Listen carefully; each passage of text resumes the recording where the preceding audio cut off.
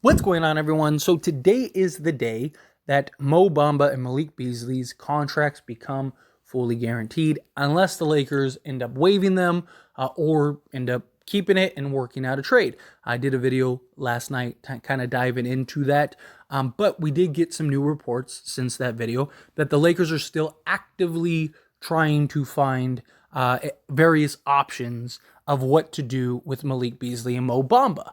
Now, if you waive these two, you could still re-sign them to a smaller deal. So you could do like Malik Beasley, he's making 16.5 million, right?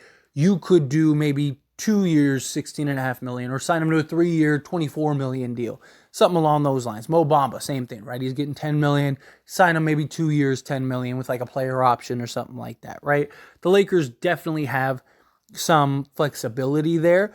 They could also keep them, right? Keep them fully guaranteed because that's almost 27 million in tradable salary. With the 125% rule, you can get to like almost 32 million, if not more, in returnable salary. That would be massive. That could really help the Lakers a lot if they could find a deal. And the offseason hasn't even started yet, right? We're seeing all these like crazy trades and all that stuff and this, that, and the other. But in reality, like, those were all things that the Lakers were probably avoiding and staying away from regardless. But now we're going into the offseason where it might be in the Lakers' best interest to keep these guys at the contract that they are at. The problem is that depending on all the other players, D'Angelo Russell, Rui Hachimura, Austin Reeves, then the Lakers wouldn't have their full mid-level exception, which it appears that they're trying to keep. And there's a lot of rumors going around of what they plan on doing with that. We've heard Bruce Brown, rumors and talks about Brook Lopez potentially signing a 2-year deal with the Los Angeles Lakers, and the Lakers bringing him back in, which would be great, right? So the Lakers have somebody and can find somebody in mind at the 12 million that they'd have for the full mid-level exception, then I think that these guys end up getting waived. Again, you could bring them back. You don't have to let them go. Malik Beasley, I think, is a very valuable piece specifically because he's the only guy on the team that can have as just high reward from the three-point line, right? This is a guy that, yes, he's a roller coaster when it comes to shooting the basketball, but when he's on, I mean, this is a, 8-3 a game guy if you need him to, right? It's just, can he get consistent is the big problem. Because he's very like, here's 10 games of me knocking down 5 to 8 threes a game, and then here's 10 games of me knocking down 1 to 2 threes a game. Can he find somewhere in the middle and knock down like 4 threes a game, like every single game consistently? I think there's value there. Mo Bamba, right? He's a guy that has like fairy tale size, right? Like giant size. He's got like a 7'10" wingspan. And he's a guy that is very raw, but still very talented. And a guy that if you take the time to develop and you take the time to really work with, he could end up being a viable type center in this league. He's the prototypical ideal type of center. A guy that's, over 7 feet, that can spread the floor, block shots, hit the 3 ball at a consistent level. I mean, the guy's 40%, but he's just inconsistent as a whole, just very undisciplined.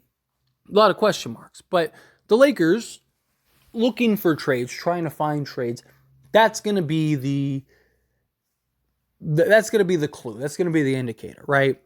Now, there's teams like Chicago that is rumored to want Mo Bamba. If the Lakers feel like they could potentially get a move later on down the line, then they're going to keep them at their salary.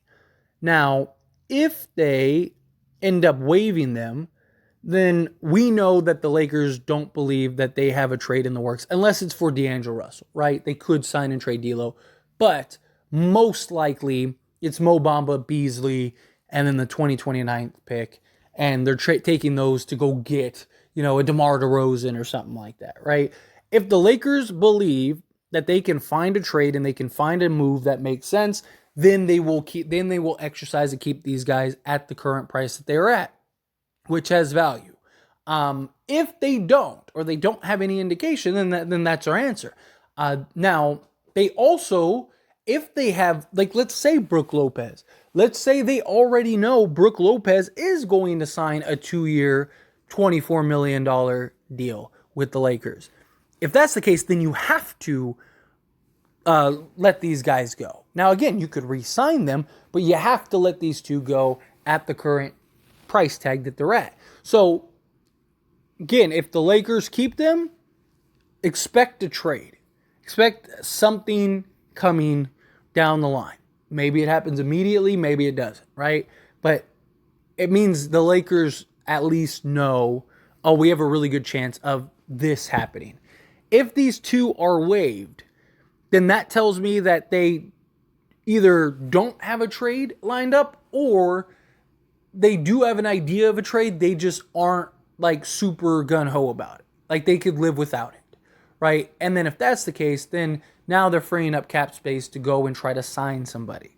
So I think that is, later today is going to be a very big indicator. I mean, depending on when you're watching this video, may have already happened. So you may already have your answer and you may already have your indication, but at least at the time of recording this video, we don't have any news of what they have done yet.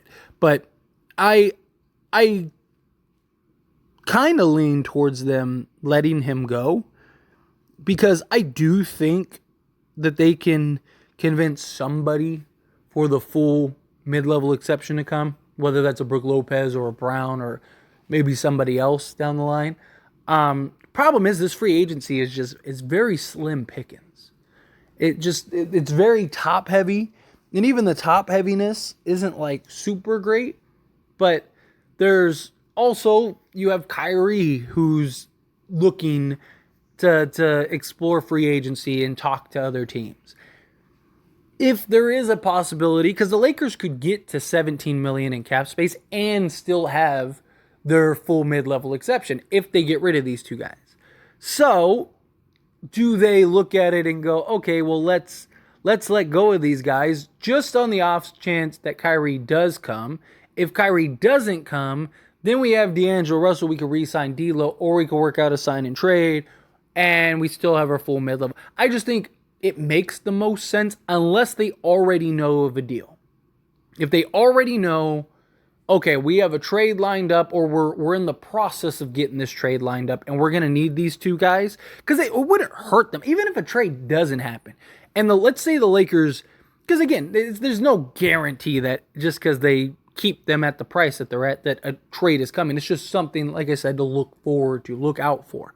But even if there isn't, there's still value in these guys, even at the trade deadline, right? Because at the trade deadline, you're going to have several teams that had the intentions of contending, or, trying to be a quality team that may had a chance, that are looking at the play-in, or are just not working very well, and they need to just unload some guys, or they're just like, hey, we've been trying, right? And it's just not working, right? And now you can go and at the trade deadline maybe make a move using these guys. So it doesn't hurt. It's just, do the Lakers believe in Rob Pelinka?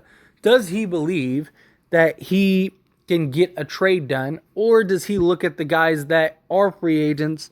Does he look at those guys as like, okay, these are guys that I think we can realistically get?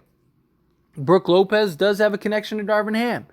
The Bucks did fire Budenholzer, right? So maybe Brook Lopez is like, I'm not going to be able to play for Bud, but I can play for Ham, and I know Ham is going to utilize me the way that I need him to make me look good, because he's running the same offensive sets, the same everything as what we were doing in Milwaukee, right? So if Rob Pelinka, my point is, I trust Rob Pelinka.